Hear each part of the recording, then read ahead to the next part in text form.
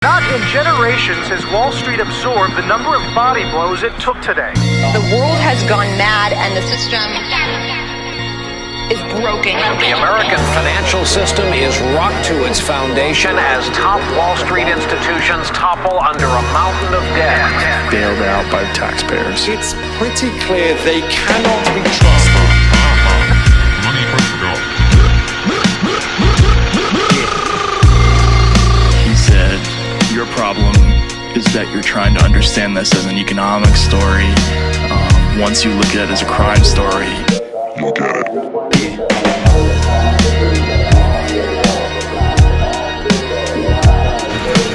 The Fed is losing control once again. In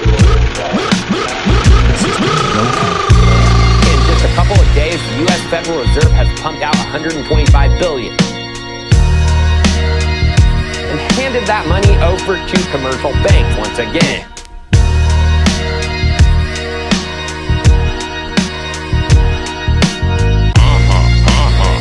Money protocol. Take the blue pill. The story ends. You wake up in your bed And believe whatever you want to believe. You take the red pill. You stay in Wonderland. Stay in Wonderland. And I show you how deep the rabbit hole goes.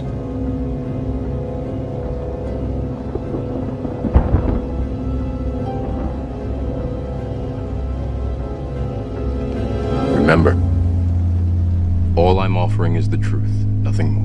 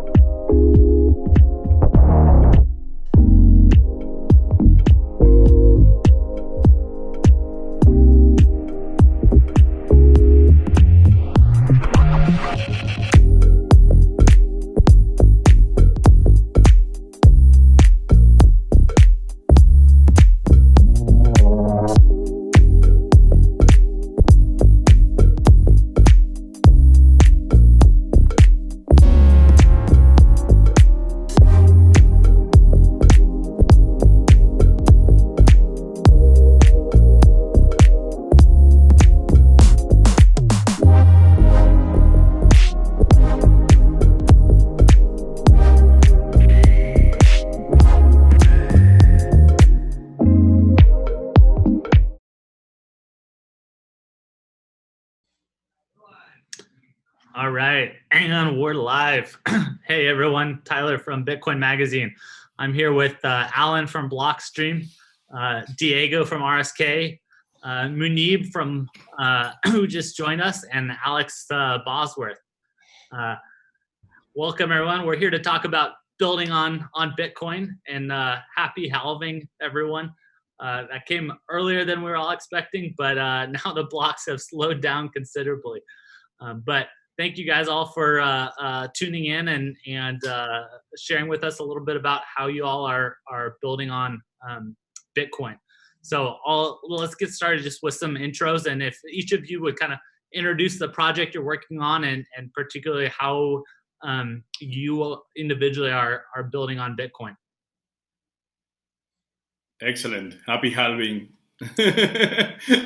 Back at you and all the crew here. Great. If you want, I can start a little bit with an abstract of what we have been doing at RSK. We have been extending Bitcoin with a second layer that enables smart contracts or Turing complete smart contracts, fully compatible with Ethereum EVM. So you have all the smart contract capabilities and interfaces of Ethereum, but secured by the Bitcoin network via merge mining. And also we are a side chain, so our native currency is Bitcoin. So the Bitcoins on RSK are backed one to one by Bitcoins on the Bitcoin blockchain. So that's a little bit of an abstract of we have been doing. The network has been live since 2018, since January 3rd, 2018. Happy birthday, Bitcoin! And that's what we are doing related to extending Bitcoin. Awesome. Alan, I'll kick it over to you. Sure. Yeah. My name is Alan Piscitello. I'm the VP of product at Blockstream. So as many of you know, we do quite a bit in the Blockstream space, in the Bitcoin space. And kind of things I wanted to talk about today is how we're extending Bitcoin through a couple of different solutions. So we work on C Lightning. So that was one of the, if not the first, one of the first Lightning implementations.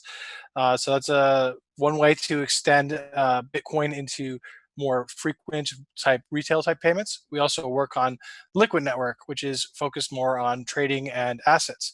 So this is a sidechain of Bitcoin that allows you to create assets and has a different set of trade-offs than you would have on Bitcoin. So you can't always do everything on the native Bitcoin first layer without sacrificing something. So that's why a lot of these solutions are useful. And one of the other things we also work on too is something called Simplicity, which is a smart contracting language that is designed to be verifiable. So you can, it's so small you can fit it on a T-shirt, so that the native you can really understand what the smart contract is going to do. So it's designed to be very verifiable, so that you get it correct. So with complicated financial constructs, you want to make sure you get it right. So that's something that we have. We're going to be extending Liquid with that, and we think that would also be something that could be very useful once it's proven to move to the Bitcoin blockchain as well. Awesome, thanks, Alan. Muneeb, would you introduce yourself and a little bit about Blockstack? Yeah, happy to. So Muneeb here, co-founder of Blockstack.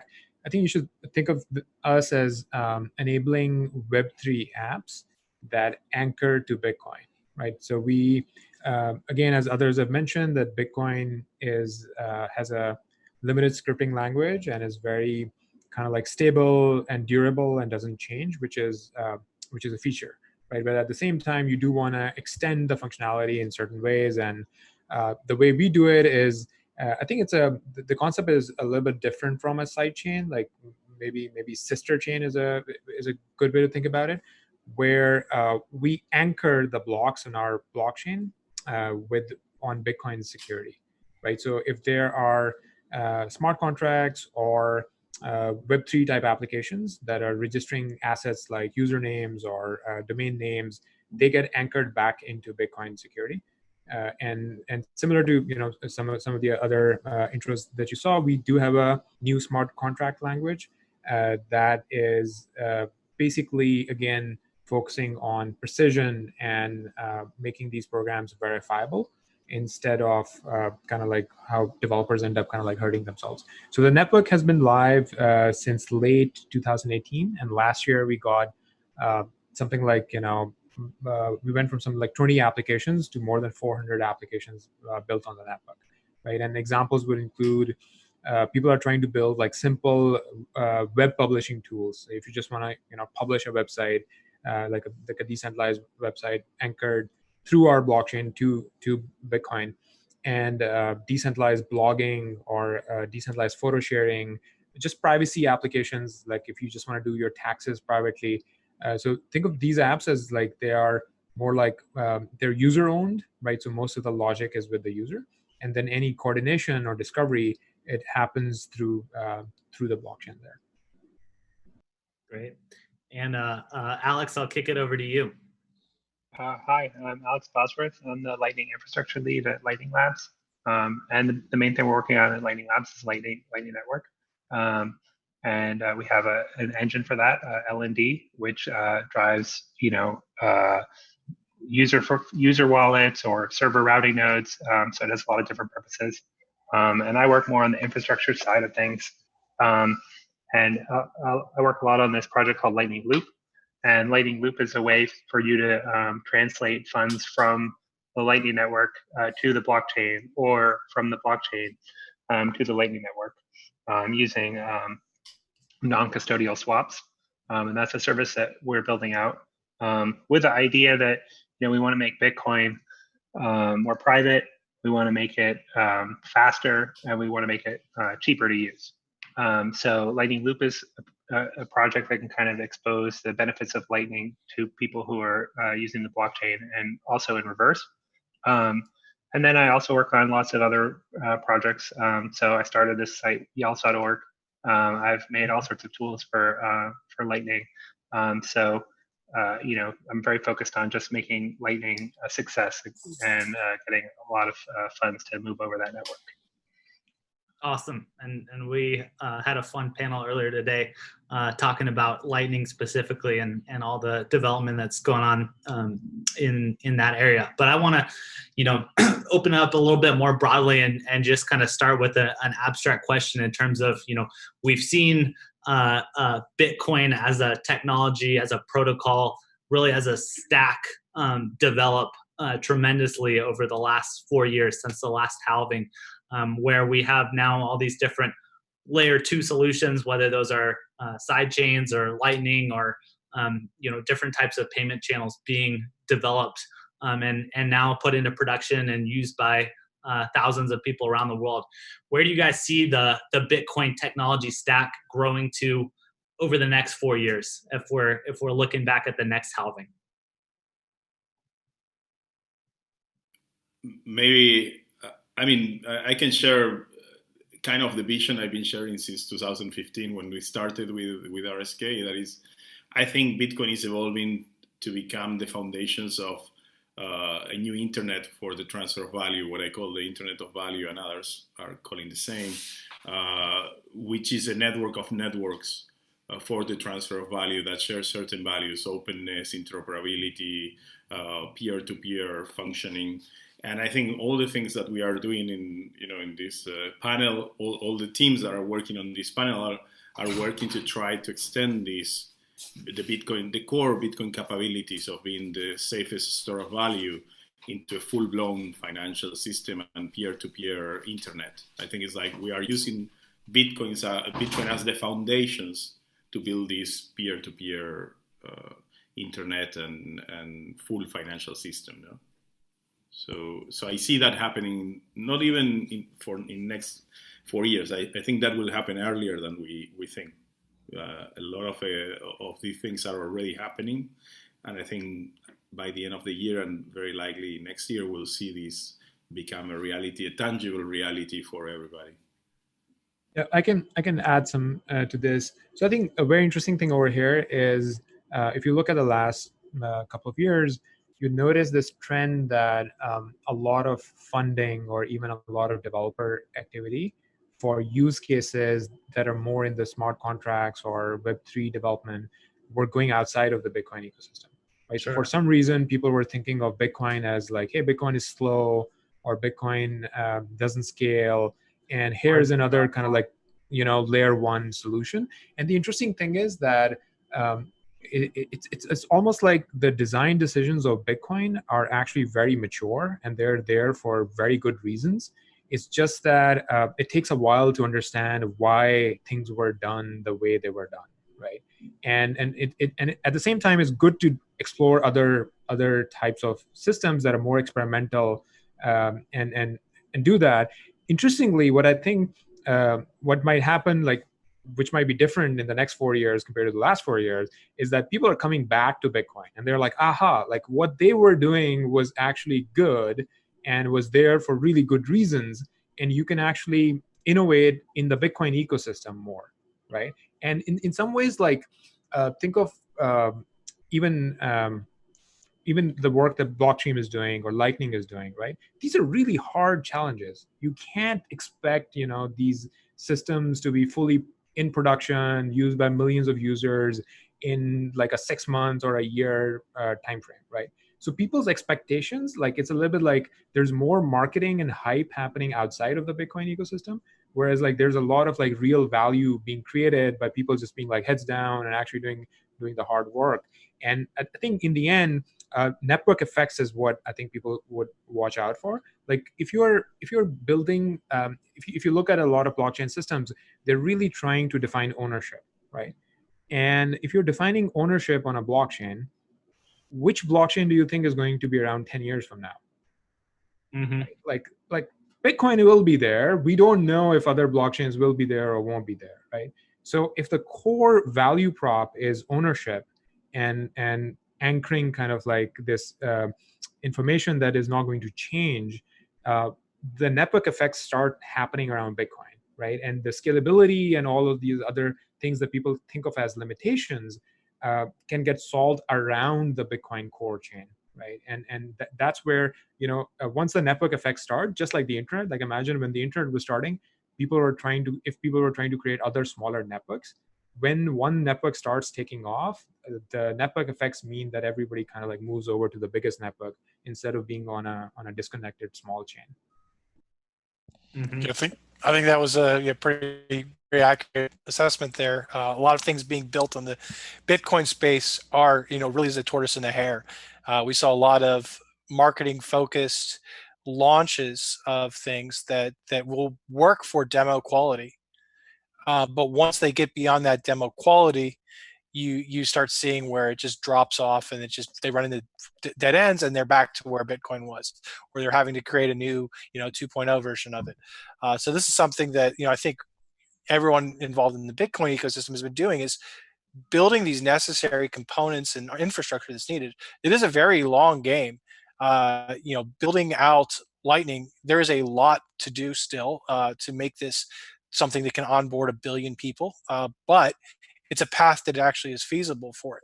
Something like Liquid, we think that Bitcoin will become the preferred asset settlement class of assets around the world. As more and more currencies start falling apart, people aren't going to want to accept payments in anything other than Bitcoin. And this is where you want to have something where you can have asset settlement between international trade. Bitcoin will enable this. And it's going to be something that we need to get the infrastructure in place, because it could start happening faster than we expected, especially with what's happened over the last year. We're starting to see just the complete monetary system possibly being the what will lead to collapse.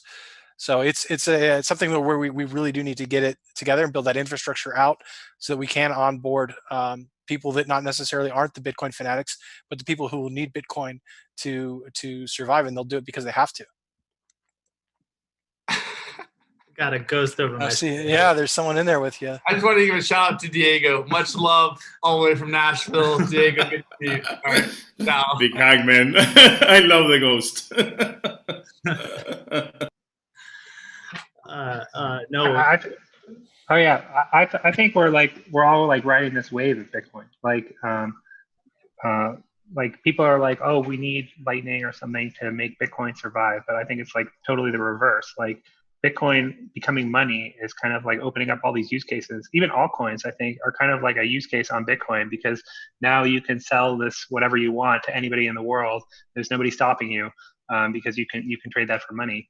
And Lightning, I think, is going to really help allow more use cases because of this micropayments concept.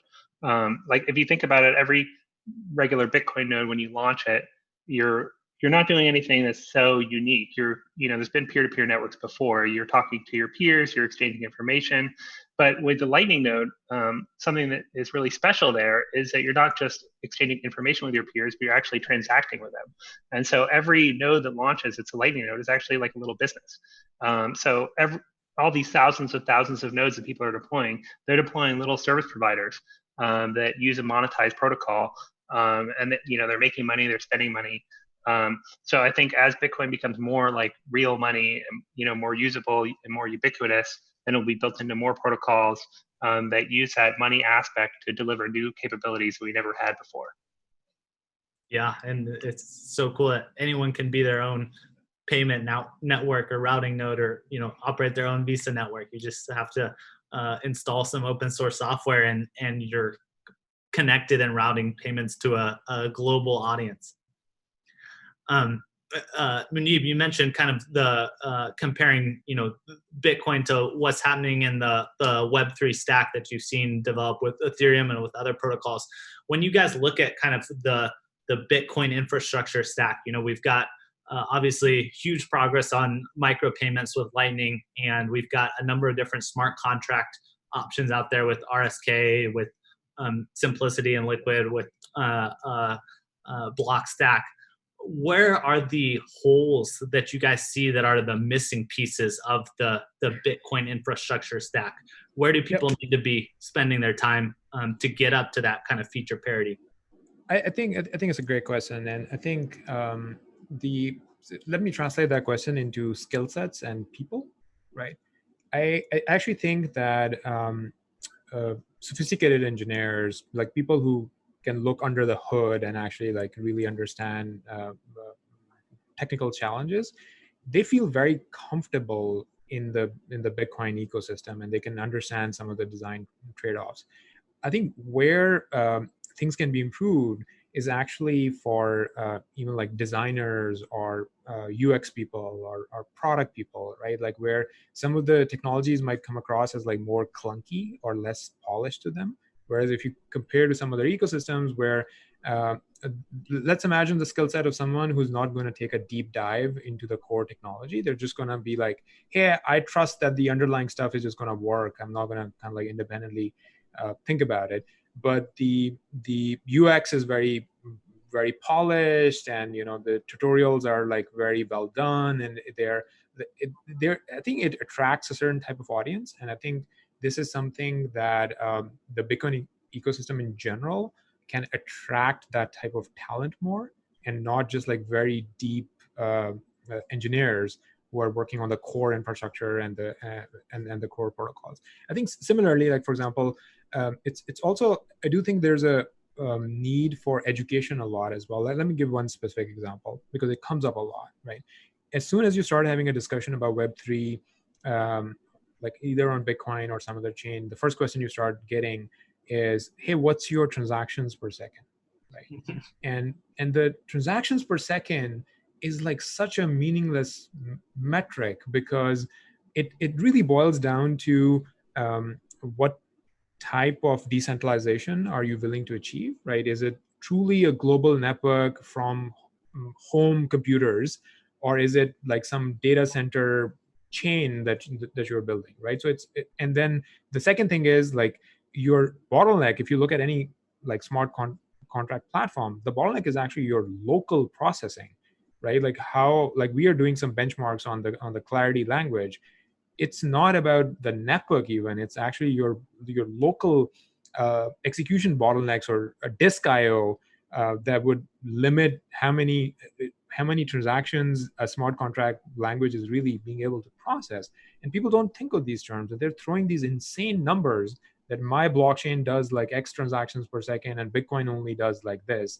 Whereas once people started realizing that those numbers are really meaningless in real world settings, or they're really driven more by marketing than anything else. And the model that is emerging is like Bitcoin as the reserve currency, or Bitcoin as the settlement layer. Like you can go and settle thousands of transactions on Bitcoin, but when you settle them, and again, sometimes I get so our blockchain, it runs with Bitcoin's finality. So then sometimes people say, oh, that's slow. And then I go back with, well, you really want things to be actually final when you hit finality, right? So working with Bitcoin's finality, like there's no better finality than Bitcoin's finality, right? And I think there's a massive opportunity for education right now for explaining these concepts to the broader developer ecosystem, that they should be asking these questions when they see the marketing material and when they see kind of like these claims about some systems. Whereas if anything, I think the Bitcoin ecosystem is more raw and more honest about what is actually there. Sure, definitely. Anyone else want to take a stab at what are any of those missing infrastructure pieces that people should be building on Bitcoin that maybe they aren't today? I like this. Yes. Sorry. I like this concept that we've introduced in Lightning called TLV, which kind of is a way to attach a metadata layer onto payments. And that's something I think is very exciting. I mean, if you consider that you have these nodes already that are ready to receive and send payments, the idea that you could offer these APIs, a network of nodes that could offer extensible APIs that could be triggered using monetization that also includes information about what you want the API to do. I'd like to see more people building on that because I think it's just so cool. Like, what if I could just launch a node and now I can make some money doing something?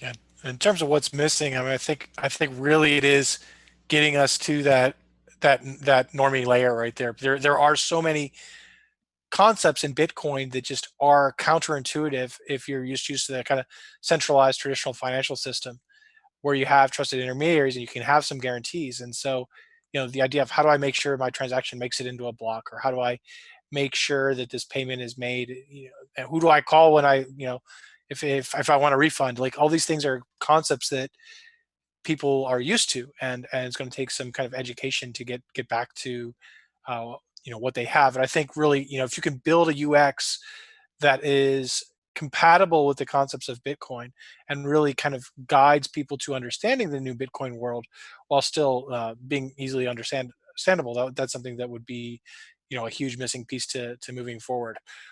Making it so they don't necessarily need to know all the details of it, but it's kind of in the right bucket. This is something I think that will help Bitcoin tremendously. That's missing, and will take some time to get built out. If you look at what the internet was in the 90s, it was pretty ugly.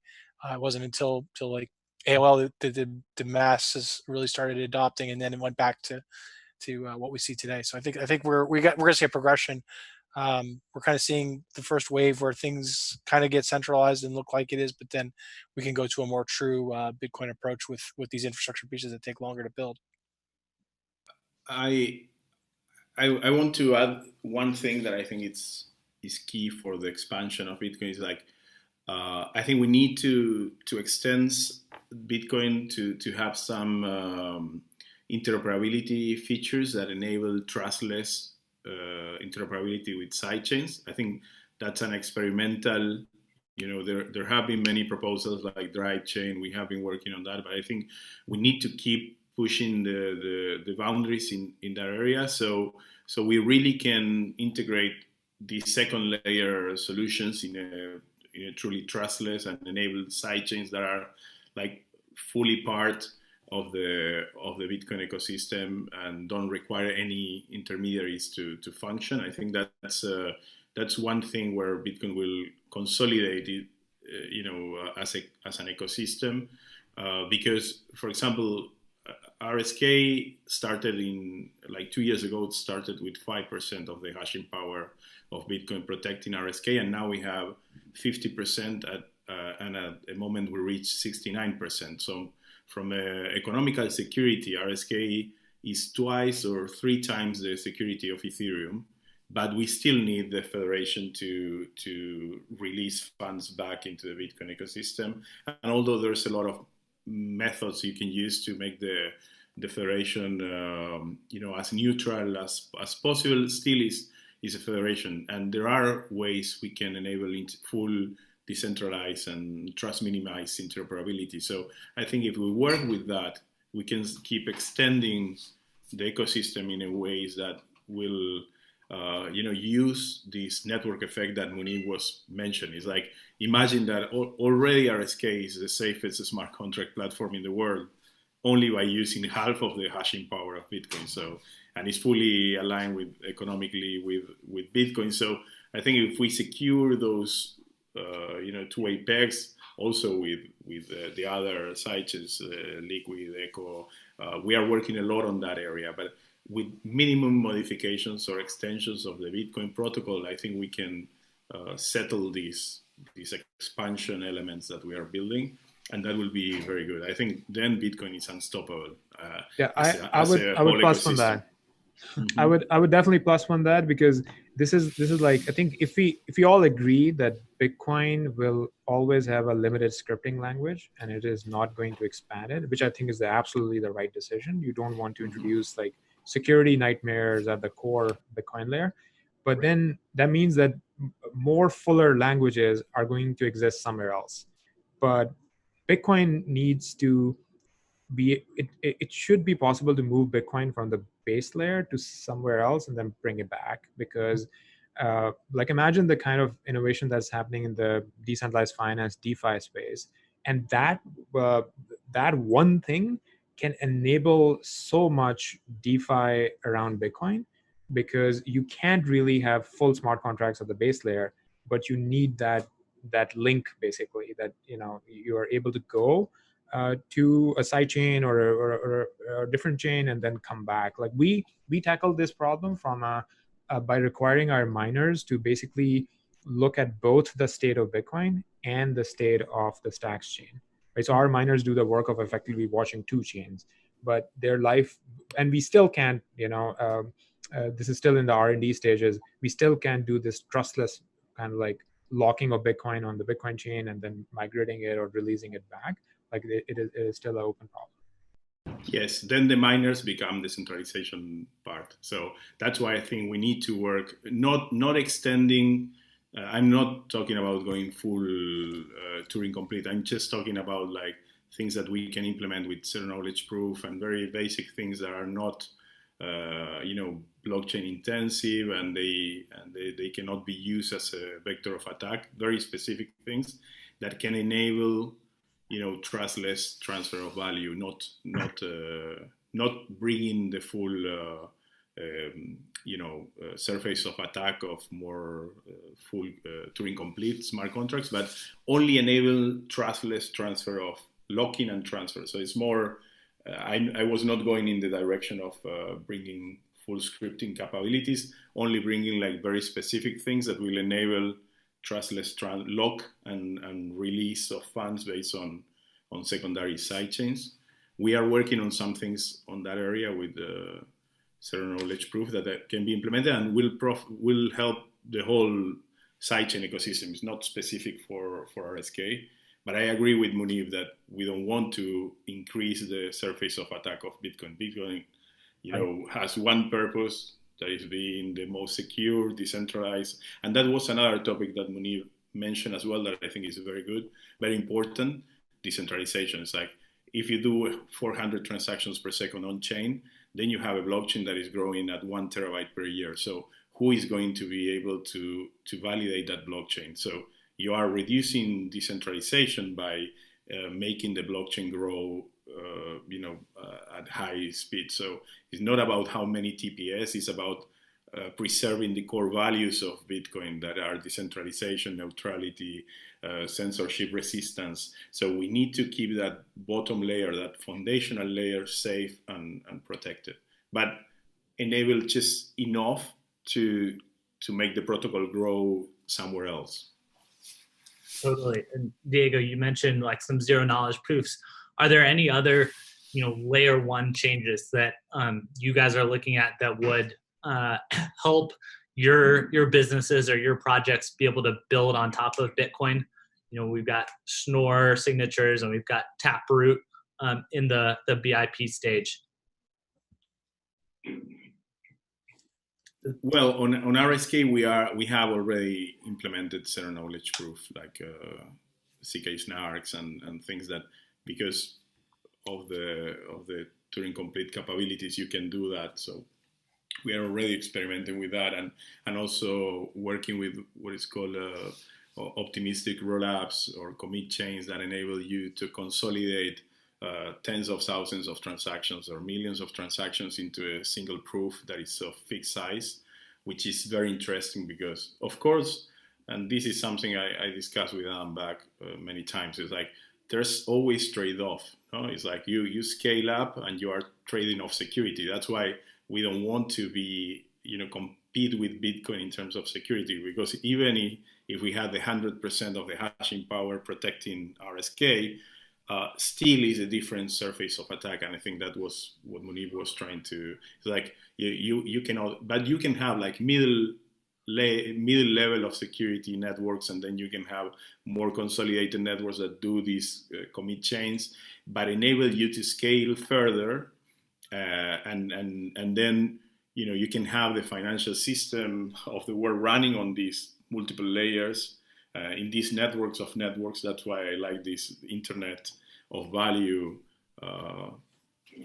metaphor, because in that way it's like okay, you are doing trade-offs in security for different use cases. If you want the reserve of value of the world, you want Bitcoin. You don't want nothing less than Bitcoin in terms of security decentralization. But if you want to do like a payment network for a corporation or for a municipality, then you can have some trade-offs and use certain things that are less secure in certain time frame, but then are settled on a safer network, much like what Muneeb was mentioning. So that's where we are already working on those models, and I think that together with payment channels, I think can create an off-chain architecture that can scale Bitcoin to process hundreds of thousands of transactions without problem. I think it's choosing your trust model that works best for your application. There's always going to be trade-offs. With Lightning, you have a reactive security model, but it requires liquidity. You have with Liquid, there's a federation, but you're doing this with something that you might already trust a exchange for your funds anyway. With Rootstock, you're trusting the miners to be so decentralized enough for that to work. It's different. It's choosing the model that works best for your application, and having many choices is good. You could have pure custody on top of Bitcoin, but you couldn't have the reverse. You could not have a centrally issued coin that's centrally controlled, but then has this decentralized layer on top of it. That's just not possible. So it's really important to keep the base layer free, keep it centralized, keep it censorship free, and we can build whatever you want on top of it across the spectrum. So I think that's being able to choose those trade-offs. There's not a right answer depending on what you're doing.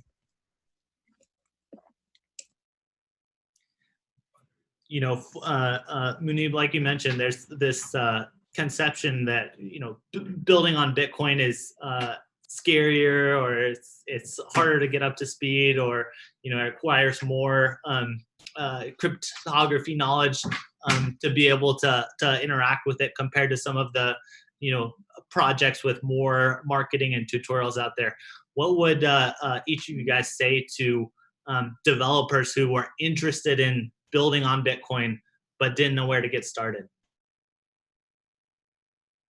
I would use Lightning personally because it's so easy. Like the problem with a lot of these alternative chains is you have to wait a long time for finality, and you have to deal with this fact that blockchains can go in reverse. You have to think that maybe a block is going to reorg, and now you have to deal with what happens if my confirmation is actually decreased. Or there's all sorts of things, complicated things, and you have to worry about, I'm spending real money on blockchain fees, so I have to test it on a special testnet, and so I need special testnet coins. Whereas if you just jump in with Lightning, the model is very simple. You make a payment, it either succeeds or fails pretty much instantly. How much are you spending in fees when you're testing out your software? Basically nothing most of the time. So I feel like it really gets back to that old kind of application developer model where it's I just want to, install some software, install some tools, and then I want to really focus on building my application and delivering value that way. I don't want to worry too much about what's the platform.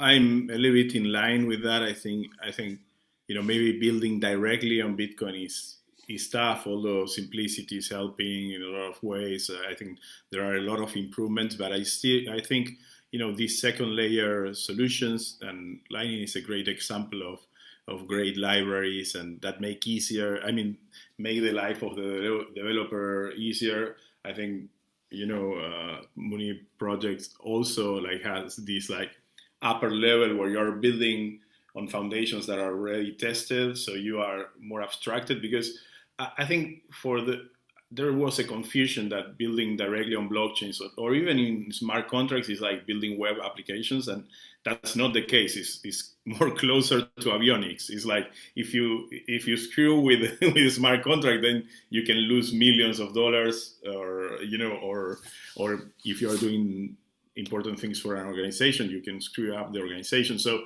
you don't want to have every programmer working on the low level. It's like programming an assembler or an avionics. You don't want people that is not very knowledgeable in that programming there. But you can create abstractions. You can create libraries for the common use cases. Let's say, an escrow agreement. You can do like, and then a high-level programmer that is more accustomed to use to develop applications can use those building blocks to build their solution. Indeed, in RSK infrastructure framework in Reef, that's what we are building. We are building libraries in the native languages that users already know: Python, JavaScript, Java. So the traditional developer can use all this infrastructure without having to become an expert in low-level programming of smart contracts.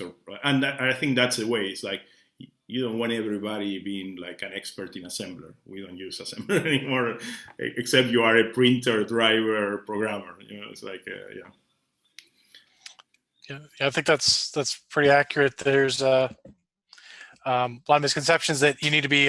We need more protocol developers to do all these things. And again, if you're an application developer, is a wide variety of libraries and tools and infrastructure for you to go and start building with. So I think it's a matter of finding the right tool for the job of what's interesting for you. So, if you have like an asset-based system, you might look at something like a sidechain like Liquid. If you're wanting to do payments with micropayments and lots of transfers, something like Lightning's, the tool chains to start building on that is there. So really, I think find something that's interesting for you, find the right tool for it, and start building the applications. I think that's where there's a lot more demand, probably at least 10x more application developers building on top of things than the actual protocol engineers. Yeah. So one thing I would add is that that yes, there might be this current scenario where so in some other ecosystems it might be easier in terms of documentation or resources available for people to get started, and then they'll hit the bottlenecks down the road. Like, it's easy to demo things, right? Like that's something we discussed. I think the flip side of that is most people are still going to get introduced to crypto through Bitcoin. Right, so Bitcoin is kind of like the first asset they hear about or the first thing that they buy.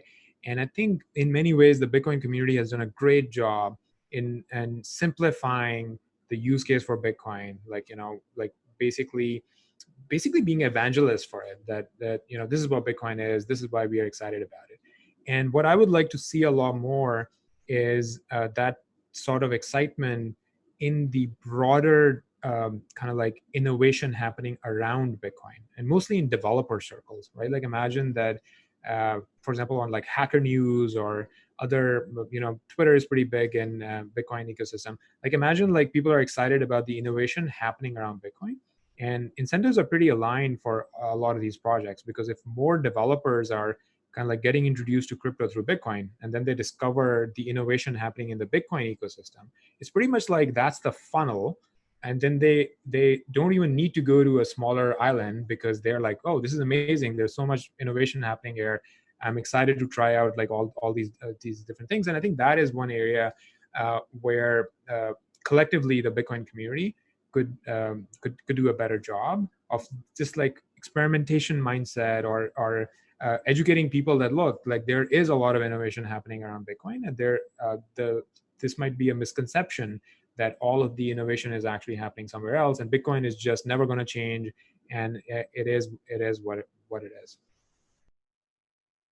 I couldn't agree more, Muneeb. I think that's a massive opportunity for us all to celebrate the innovation and the projects and the experiments that people can and will and should build on Bitcoin, even if they make some different trade-offs than you would make, or even if they might blow up and lose some people's money. As long as we're giving people the freedom to experiment and the freedom to choose what they lock up their Bitcoin in, or what systems they use, it will make the system more resilient and more anti-fragile over time. All right, well, we're just about out of time, but I'll turn it over to you guys each for a last word. If you want to plug your project or tell folks how they should get involved with building on Bitcoin. I just wanted to touch on a new release from LND, which is 0.10. So we have a new feature, which is that you can use multiple payment paths, multiple channels to execute your payment.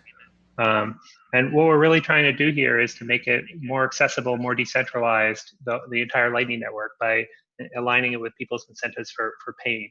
So instead of just trying to find the biggest node that has the most capital in order to route your payment, now you can choose 5 different nodes that all have smaller amounts of capital committed to make that payment execution happen.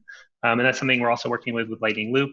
Is we're trying to make it so that if you want to do a massive on-chain send, but you want to aggregate your output with lots of other people's outputs, and you want to aggregate all the capital that's in lots of different channels, that we can do that as compactly as possible on the Bitcoin blockchain. So I would definitely play around with Loop and look at those multipath payments to see that innovation happening. Awesome. I just upgraded my node yesterday. On our side, I think there's so many going on. Like we have RSK, we have the RSK infrastructure framework, we have the social network, we acquired Taringa. So a lot of interesting things are coming there. We are integrating crypto wallets in the social network. So we are turning the social network into a social marketplace or peer-to-peer social marketplace. But I think for developers.rsk.co is the place to go. You can find a lot of tutorials and things to work there.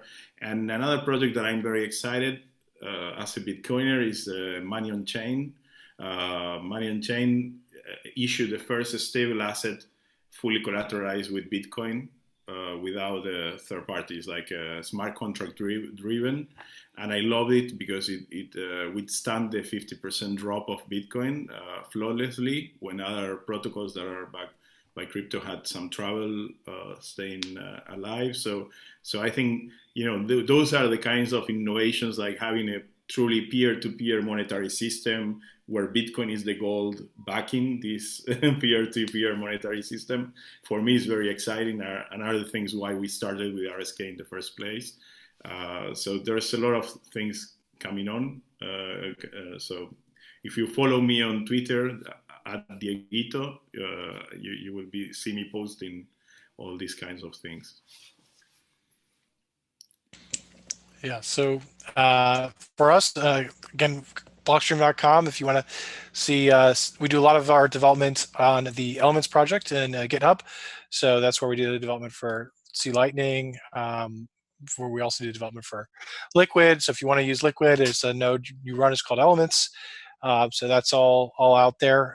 Feel free to play around with that. We have the transaction fees are now lower than they were before. So you're looking at pretty cheap transactions. You get confidential transactions and also issue assets. So this is some exciting projects on Liquid. We have the Green Wallet, which you can use to hold assets on Bitcoin and Liquid as well. So this is some other projects that you can get involved in. And then we're also launching the Liquid Securities platform. So stay tuned for some more information for that. So that'll help you issue security tokens on Liquid that have restrictions to comply. So we'll be talking more about that in the next couple of weeks. Awesome. Cool. Yeah, so for Blockstack, I think a big thing going on is the launch of the Stacks 2.0 blockchain, and our testnet went live. So if you want to play around with it, and the interesting thing there is like this really idea of interconnecting with Bitcoin, right? So even people who are like Stacks holders can actually earn Bitcoin by participating in consensus. And instead of burning electricity, the miners are transferring Bitcoin on the Bitcoin chain. And that's why they actually view states on both blockchain. But I think that's at just the blockchain side. If you're a developer, we have actually spent a lot of time simplifying developer libraries, like especially if you're just a JavaScript developer, even like interacting with the blockchain or having database-like interfaces that can help you get up and running with applications pretty quickly. And people should really try out. Let me name some apps, right? So there's an app called Note Riot, which is like a privacy-focused note-taking app. Right? And these things are live. People can just like start using it.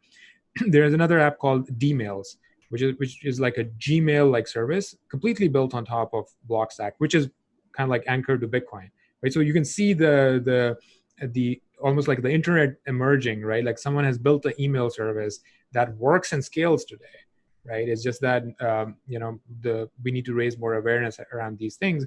And the last one would be the service called Run Code. So code is like KOD, which is a website publishing tool. Again, it is completely live. I think they just released a new version where people can go and publish their decentralized websites through the Stacks blockchain anchored into Bitcoin.